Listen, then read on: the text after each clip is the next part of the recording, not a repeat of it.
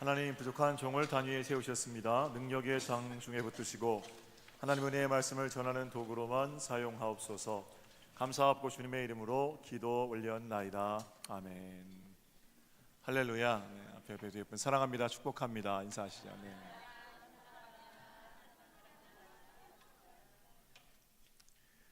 내일 모레 11시에 이 자리에서 서정리 산타 파송 예배, 예수님 성탄 축하 예배가 있습니다. 성탄의 기쁨이 온 교우들의 가정 가운데 충만하시기를 주님의 이름으로 축복합니다. 올해는 대강절, 이제 올해 4주째인데요 대강절 설교를 하지 못했는데 그래도 나눔 설교 지난주까지 마치고 성탄절에 한 주간, 성탄절 전에 한 주간 시간이 있어서 그 성탄절에 대한 많은 이야기 가운데 한 가지를 나눌 수 있게 되었습니다. 다행인 것 같아요. 그래서 오늘 동방 박사 얘기를 좀 여러분과 함께 나누기를 원합니다. 당시 이스라엘은 로마 정권의 나라를 팔아먹은 헤롯 일가가 다스리던 때였습니다. 말이 좋아서 왕이지 그는 로마의 꼭두각시 노릇을 하는 자였습니다. 어릴 때 교학 선생님들로부터 들었던 헤롯에 대한 이야기를 종합해 보면 최고의 자리에 오르려는 욕심 많은 파렴치한, 완장을 차고 기고만장한 아주 못된 왕, 이런 어떤 모습이 상상이 되십니까? 어쨌든 마음속에 시기심이 있었죠. 정통 유대인도 아닌데다가 유대인의 왕 노릇을 하려니까 그 가짜 왕 노릇하기가 얼마나 힘들겠어요. 그래서 그 마음에 시기심으로 가득 차 있었던 자, 그냥 다스리지 못한 정도가 아니라 거기 붙들려 살아갔던 자, 이렇게 헤롯의 이름을 따로 부를 수 있을 겁니다. 욕만 할 게 아닙니다. 그 성경은 헤롯을 지배하고 있던 그 시기함의 근원에 대해서 이야기하는데, 아주 옛날로부터 그 시기가 가인에게로 들어가서 동생 아벨을 돌로 쳐서 죽였고요, 그 시기가 요셉의 형제들에게 들어가서 어린 요셉을 상인들에게 팔아 넘기기도 했고, 또는 그 시기가 사울 왕에게로 들어가서 자기 사위, 목숨을 걸고 나라를 위해 전투하고 돌아온 사위에게 단창을 날리기도 했습니다. 시기함이라는 것은 그냥 우리 마음속에 두고 내가 컨트롤할 수 있는 게 아닙니다. 시기와 질투는 마음속에서 조그만 싹을 틔우는 순간으로부터 속히 몰아내야 합니다. 녹이 쇠에서 나오지만 금방 쇠를 덮는 것처럼 시기 질투에 빠지게 되면 살인자 되는 것은 순간이거든요. 드러난 범죄, 그 죄가 시작된 시기함, 철저하게 다스리고 몰아내야 할 것들이겠죠. 어쨌든 그런 헤롯이, 시기심에 붙잡혀 있는 헤롯이 다스리고 있을 때 예수님께서 태어나셨습니다. 동방에서 별을 연구하던 학자들이 예수님 헤롯 왕 앞으로 나옵니다. 성경에서 그들은 박사들 이렇게 기록되어 있어요. 지식인들이었던 것 같습니다. 점성술사 이렇게 되어 있기도 합니다. 그 별을 보고 미래를 예언하던, 점치던 사람들입니다. 별로 중요한 인물 같지는 않아 보입니다. 그 연극을 해도 중요한 역할은 성탄장을 선곡할 때 마리아, 요셉 이런 사람들이 중요한 연극하고, 연기력이 좀 떨어지는 친구들이 동방박사 1, 2, 3 하는 거잖아요. 여하튼 동방박사 1, 2, 3 3명인지 몇 명인지는 모르지만 그들이 헤롯 왕 앞으로 나옵니다. 2절을 보세요. 2절. 그리고 말합니다. 뭐라고 말하냐면, 유대인의 왕으로 나신 이가 어디 계시냐? 우리가 동방에서 그의 별을 보고 그에게 경배하러 왔노라. 이런 얘기입니다. 폐하. 우리가 별을 연구하다가 아주 특이한 사실을 발견했습니다. 유대인의 왕이 태어난다는 그런 메시지입니다. 그리고 우리는 동방에서부터 그 별을 따라 여기까지 왔습니다. 뭐 좀 아시는 게 있으면 저희들에게 가르쳐 주시지요. 이렇게 말했을 겁니다. 헤롯은 그 말을 듣고 심히 불편함을 느낍니다. 지금 왕은 자기 자신이거든요. 어떻게 해서 왕위에 올랐는데 또 왕이 태어나고 태어날 것이라는 그 말이 달가웠을 리가 없지요. 여기서 이제 진짜와 가짜가 드러나는 겁니다. 만약 헤롯이 유대인의 신망을 받는 정규 과정을 밟아서 왕이 된 자라면 아마 이렇게 물었을 겁니다. 지금 내가 왕인데 또 무슨 왕이 태어났다는 말입니까? 이게 정상적인 반응이겠죠. 그러나 지금 헤롯은 명분도 없고 정통성도 없고 내용도 없는 소위 가짜 왕이거든요. 로마라는 어떤 겉옷을 입고 있을 뿐 누구도 인정해주지 않는 그런 가짜 왕이니까 동방박사들의 말에 진짜 왕이 태어났다는 그 말이 얼마나 가슴 철렁한 말이겠습니까? 이제 곧 자신의 가짜됨이 드러날 텐데 어떻게 불안하지 않을 수 있겠습니까? 이 경우에 해결할 수 있는 방법, 반응은 두 가지, 예상되는 반응이 두 가지입니다. 하나는 나는 진짜 왕이 오시면 이제 이 짓을 내려놓아야 합니다. 그분의 신들매를 들 수도 없습니다. 제가 잠시 권력에 취해서 왕 노릇하고 있었지만 그분께 본래의 자리를 드리지요. 이렇게 반응하는 예상, 이렇게 예상되는 반응, 첫 번째 반응이고요. 아니면 내가 왕인데 또 어떤 놈이 왕이라는 거야. 그 유대인의 왕이라는 놈을 찾아서 죽이고 자기가 계속 가짜 왕 노릇하는 것, 그런 두 가지 선택이 아마 헤롯 왕 앞에 있었을 겁니다. 애석하게도 헤롯은 두 번째 선택을 하게 됩니다. 헤롯뿐만 아니라 동서고금의 모든 왕들은 권력 투정에서 이런 모습을 보이게 됩니다. 헤롯은 자기 신복들을 전부 모았습니다. 그리고 나서 4절에 이렇게 신복들에게 묻습니다. 왕이 모든 대제사장과 백성의 서기관들을 모아 그리스도가 어디서 나겠느냐 물었다. 그리스도가 어디서 나겠느냐. 헤롯은 자기 부하들에게, 학자들에게 이렇게 물었습니다. 여기서 마태의 의도를 우리가 볼 수 있는데요, 동방박사들이 물은 것은 그리스도께서 나셨습니다 이게 아니고 유대인의 왕이 나셨습니다 이렇게 물었어요. 그런데 헤롯은 마태는 헤롯의 입을 통해서 헤롯이 물었던 내용이 그리스도가 어디서 나겠느냐 이렇게 묻고 있습니다. 헤롯도 그 왕이라는 인물이 메시아, 그리스도, 구원자라는 사실을 알고 있었다는 겁니다. 그러니까 헤롯이 죽이려고 했던 건 자신이 쥐인 권력의 진짜 주인인 유대인의 왕이라기보다는 메시아, 예수 그리스도를 죽이려고 했다, 이렇게 읽을 수가 있을 겁니다. 안타까운 일입니다. 학자들은 그들이 바라보고 있던 구약의 예언대로 대답합니다. 예, 폐하 베들레헴이라고 성경에 되어 있습니다. 지금 이 학자들은 헤롯이 예수를 죽이려고 어디 있는지를 묻는다는 걸 알고 있습니다. 진리를 말할 수 있는 기회지요. 그러나 그들은 권력이 무서운 거예요. 베들레헴이라고 되어 있습니다.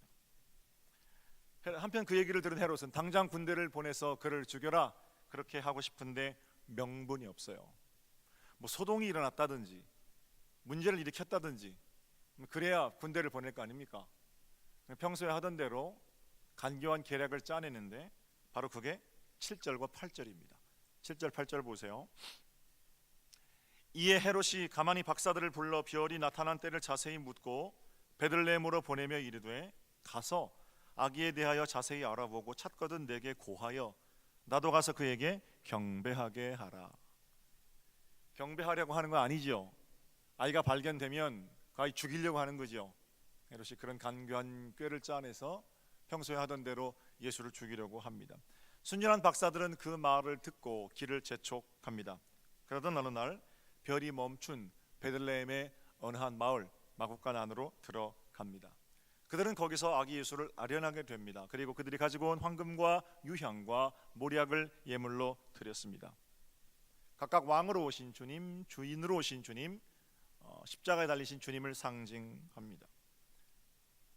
이제 돌아가서 경배 끝났으니까 헤롯과 약속한 대로 폐하 베들레헴 어느 마구간에 그이가 있습니다. 왕이 계시면 이렇게 얘기해 주어야 합니다. 그런데 그날 밤 꿈에 성령께서 동방박사들에게 찾아오셨습니다. 헤롯에게로 돌아가지 말아라. 그들은 길을 돌아서 각자 자기의 나라로 들어가게 됩니다. 자, 이 이야기가 제가 한 10분 정도 얘기했나요? 동방박사 얘기 너무 잘 알고 있는 얘기라서 다시 말씀드릴 필요 없을 정도로, 여러분이 한번 말씀해 보세요 하면 말씀하실 수 있을 정도로 잘 알고 있는, 어려서부터 들었던 동방박사 이야기입니다. 자, 이 정도로 이제 성경 얘기는 하고요.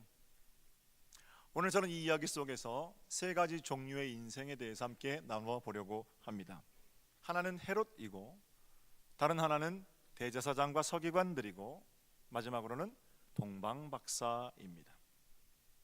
먼저 생각해 볼까요? 헤롯 같은 인생이 있습니다. 앞서 말씀드린 것처럼 로마 황제에게 절대적인 충성을 다해서 왕이 된 자입니다. 유대인들은 헤롯을 싫어합니다. 에돔 사람이에요. 이두메인이라는 건 에돔 사람이에요. 지금 현재는 요르단 지역입니다. 요르단 지역의 모압, 암만, 에돔, 요르단 남쪽 지역에 수도가 있는 지역이. 폭압적인 정치를 펼쳤습니다. 로마를 등에 업고 유대인들이 헤롯을 좋아할 리가 없습니다. 헤롯 같은 인생은 어떤 인생이에요? 열등감 때문에 1등이 되어야 직성이 풀리는, 정적들을 다 제거하여 최고의 자리에 올라가야만 만족감을 얻는 그런 인생이 헤롯 같은 인생입니다.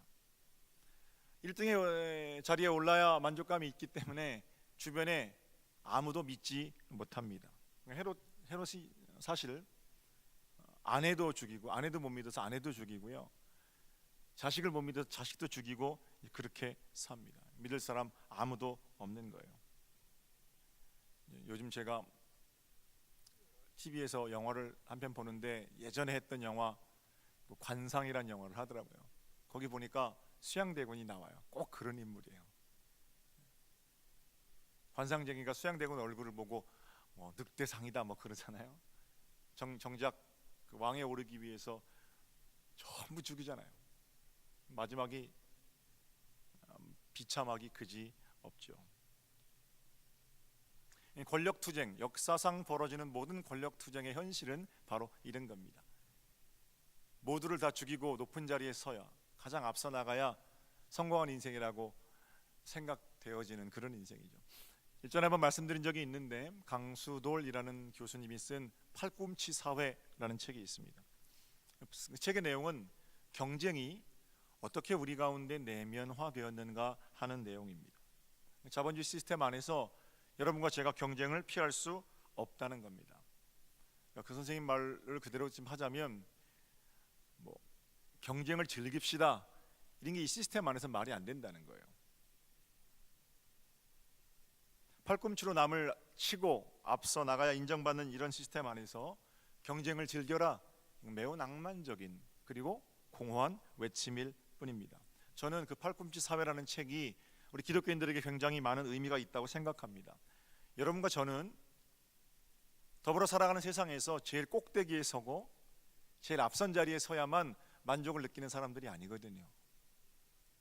여러분과 저는 예수 그리스도 안에서 우리에게 주어진 새로운 세상을 꿈꾸는 사람들입니다.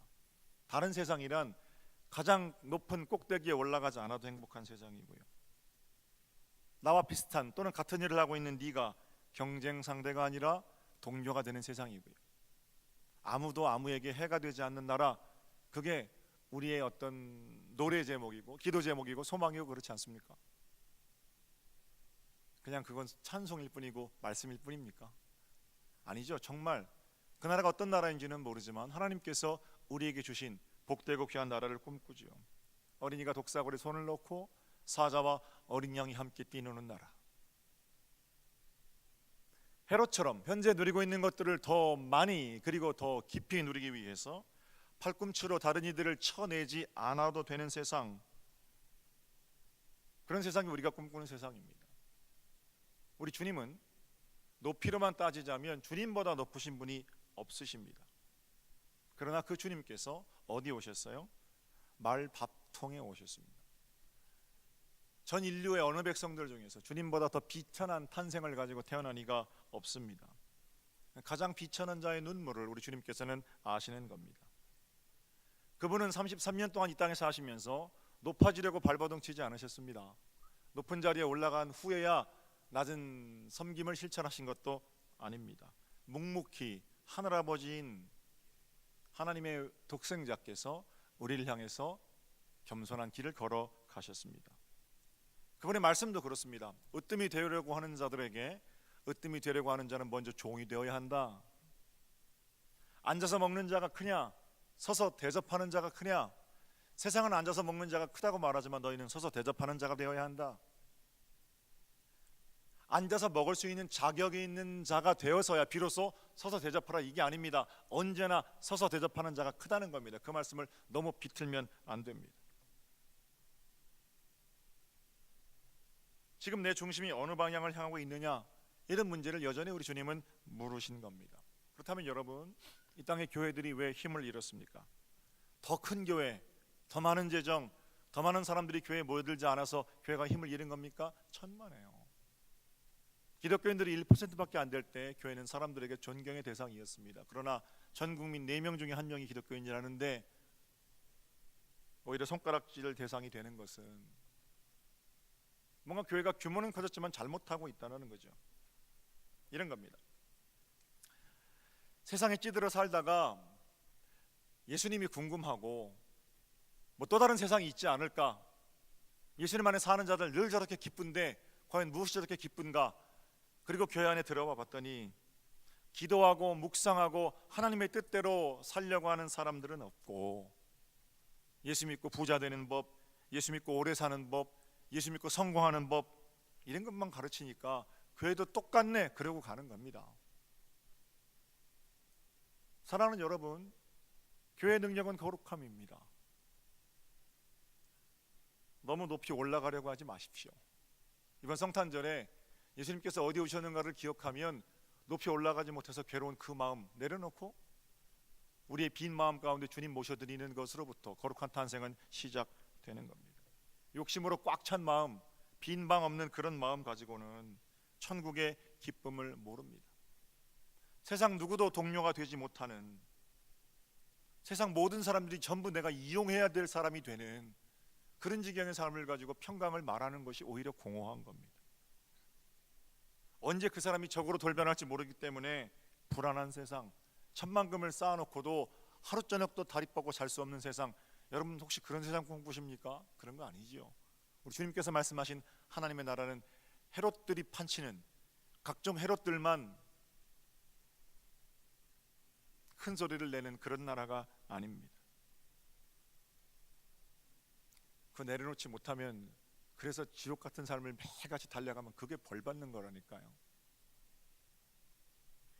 예수 그리스도 안에서 새로운 세상을 꿈꾸며 2019년 우리 맞이했으면 좋겠습니다. 꼭대기에 올라가지 않아도 얼마든지 행복할 수 있음을 여러분이 살아가는 인생을 통해 보여주십시오. 그리고 가진 것 가지고, 올라간 것 가지고 자랑하는 자들을 부끄럽게 하는 겁니다. 나는 가지지 않아도, 나는 올라가지 않아도 지금 이렇게 행복하고 행복한 삶을 산다는, 그것이 우리의 마음속에 있는 각종 헤롯들을 몰아내는 길입니다. 승리하시기를 주님의 이름으로 축복합니다. 두 번째 인생이 있죠. 대제사장, 서기관 같은 인생입니다. 헤롯은 신복들을 불러놓고 그리스도가 어디서 날 것이냐 이렇게 물었습니다.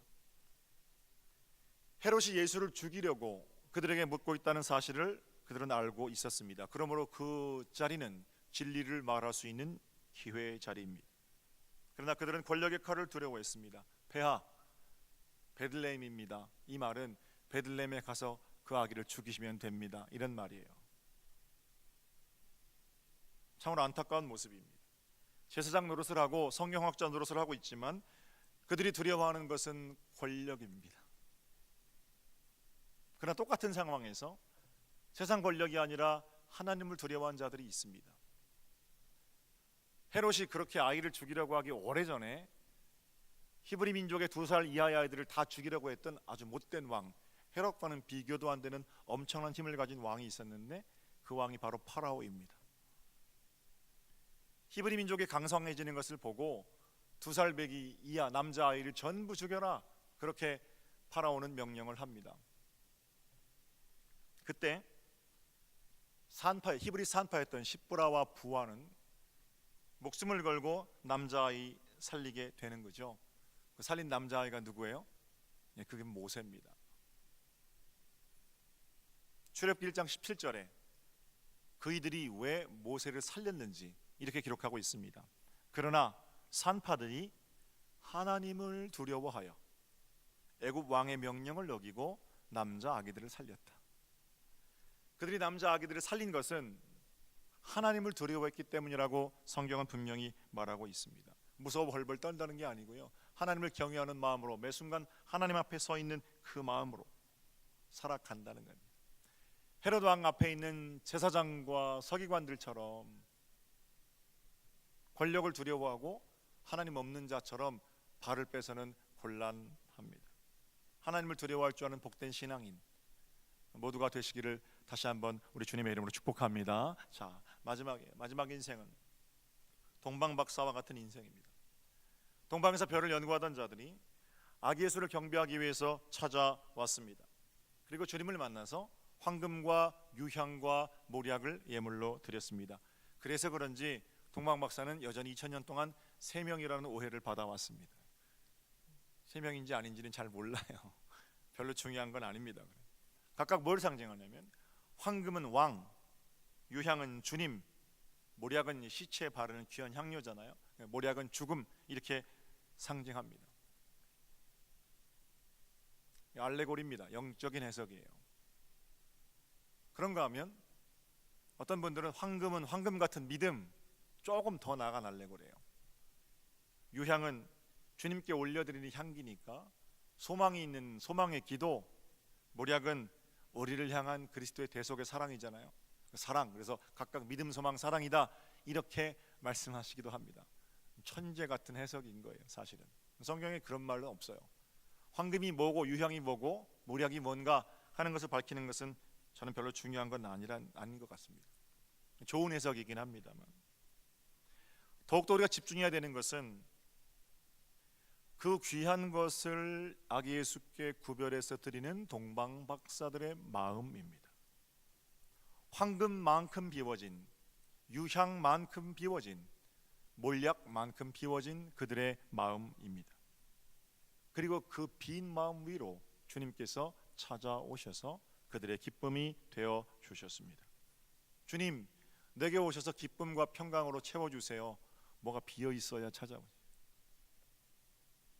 헤롯처럼 높아지려는 마음으로만 가득한데 제사장 서기관들처럼 이리저리 어찌하지 못하는 갈팡질팡한 흔들리는 마음으로만 또는 권력에 기대어 있는 그런 마음들로만 가득한데 주님께서 찾아오셔도 들어가실 방이 있어야죠.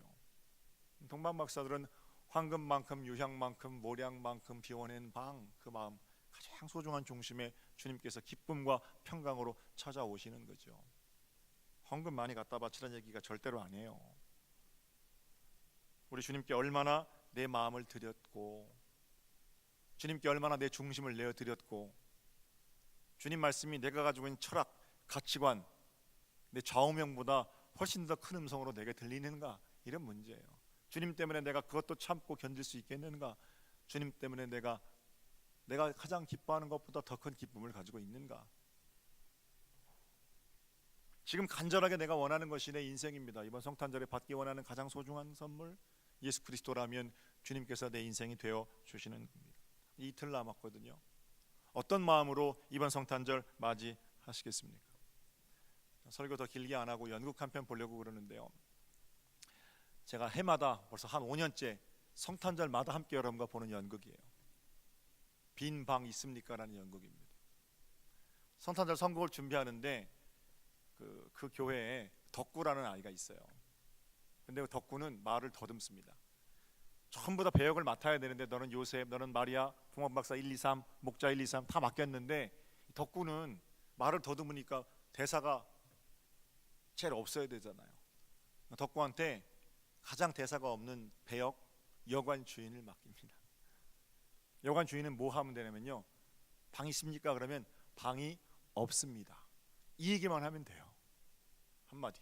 그러니까 그 대사를 좀 더듬어도 같이 하려고 연극을 맡기게 되는데 그 덕구가 이제 연극을 망쳐놓거든요. 자, 한번 보시죠.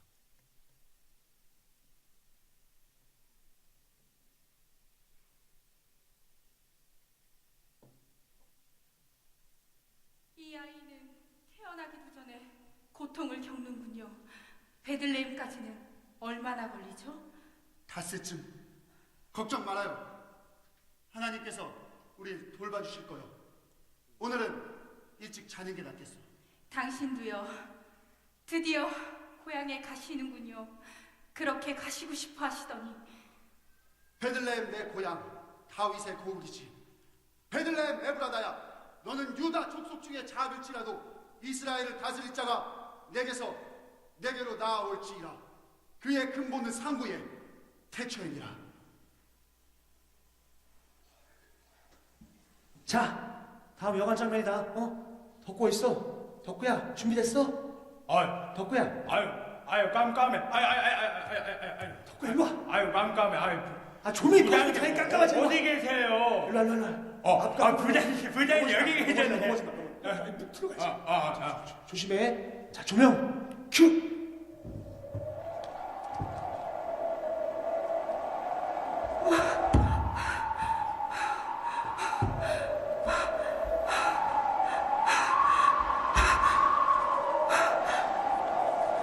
마지막으로 이 영안에 들어가 부탁해 봅시다. 이 집에서마저 거절당한다면 이제 더 이상 찾아볼 것도 없어. 그래도 아이를 위한 집을 예비해 두셨을 거예요. 물론 하나님께서 우리를 인도해 주실 것이오. 여기가 그곳이라면 얼마나 좋겠소. 주인 계십니까? 주인!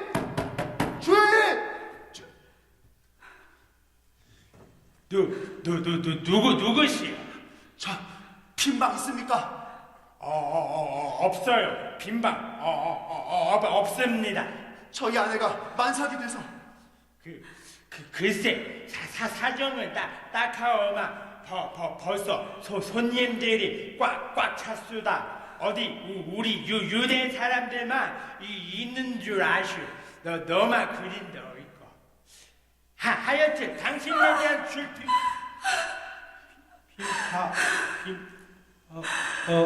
그러니까 빈방이 없단 말씀이시죠? 알겠습니다. 여보, 갑시다.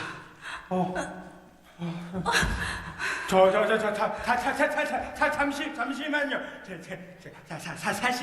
사실 뭐 하는 거야? 빈방이 야, 빈방 없습니다. 빈방이 빈방 없습니다, 덕구야. 없습니다. 빈방 없습니다. 알겠습니다. 여보, 갑시다. 잠시만요. 사실 여관에 빈방이 덕구야, 빈방 없습니다. 빈방 없습니다. 부장님, 저 빈방 없어요? 정말 없는 거예요? 그럼 어떡해요? 뭘 어떡해? 빨리 들어. 말이야, 뱃속에 예수님 계시잖아요. 쟤 왜 저러니? 저기요. 그냥 들어가세요. 저희가 알아서 할 테니까. 여보, 가요. 갑시다. 안 돼요. 가지 마세요. 마구간으로 가지 마세요. 가면 안 돼요. 저희 그냥 마국간으로 가겠습니다.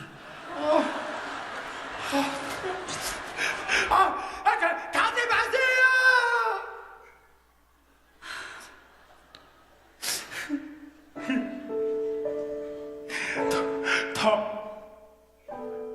빈방 있어요.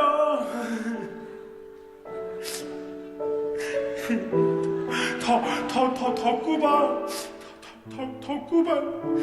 있어요. 마구간 더러운데 추운데 안 돼요. 가지 마세요. 따뜻한 덕구방으로 오세요. 우리 집에 빈방 있어요. 덕구방으로 오세요. 덕구방으로 오세요. 덕구방으로 오세요. 야! 너 때문에 다 망쳤어! 야! 이건 어떻게 할 거야? 네가 책임져! 하지 말자니까. 저 여러분, 죄송합니다. 저 공연은 여기서 끝내도록 하겠습니다. 죄송합니다. 야, 조명 꺼. 들어가. 조명 꺼. 조명 끄라고! 들어가 빨리.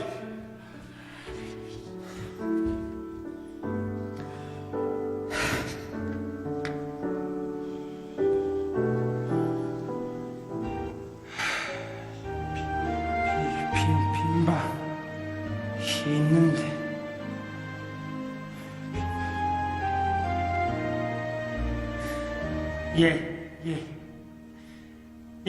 예수님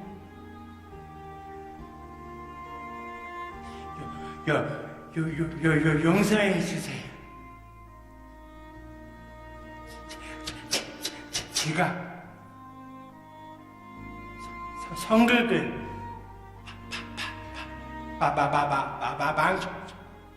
망쳐놨어.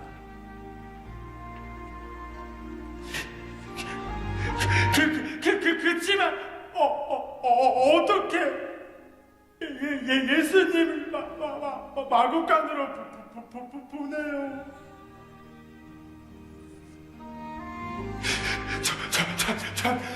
전 그럴 수 없었어요.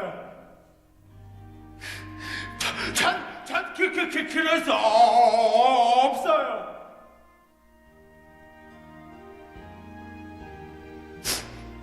그런데 마구간에서 태어나셔야 하잖아요.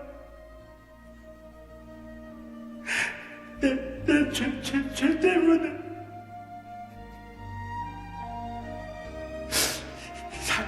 살 찢기시고 피 흘리시고 십자가 달리셔야 할 예수님. 자, 이 정도 보죠. 네. 기도드리겠습니다. 하나님, 높아져야만 행복할 수 있다는 헤롯 같은 마음이 우리의 마음을 다 뒤덮고 있었습니다. 권력에 힘들어하고 거기 붙들려 있던 제사장 서기관 같은 마음으로 꽉 차 있었습니다. 두렵기도 했고 불안하기도 했습니다. 그러나 하나님, 이제는 우리가 동방박사들처럼 황금만큼, 유향만큼, 모량만큼 가장 귀중한 마음의 방 비워두고 아기 예수 오시기를 기다립니다. 주님, 저희 마음에 빈 방이 있습니다. 이번 성탄절 저희 가운데 찾아오셔서 주인이 되어주시고 우리 인생 이끌어 가시는 찬양받게 합당하시는 예수 그리스도, 다시 한번 저희 인생을 품어주시고 당신의 말씀의 능력으로 다스려 주시옵소서. 주님, 이번 성탄절은 낮은 곳에 계신 예수 그리스도를 온전히 모셔드리는 복된 성탄절 되기를 원하오니 다시금 지나온 우리 인생을 반추하며 우리 신앙도 좀 점검하고 예수 그리스도를 중심에 모셔드리는 복된 삶으로 결단하고 나서는 걸음걸음들 되도록 하나님께서 함께하여 주시옵소서. 우리 빈 방에 찾아오셔서 주인 되어주시는 예수 그리스도 존귀하신 이름으로 기도 올려옵나이다. 아멘.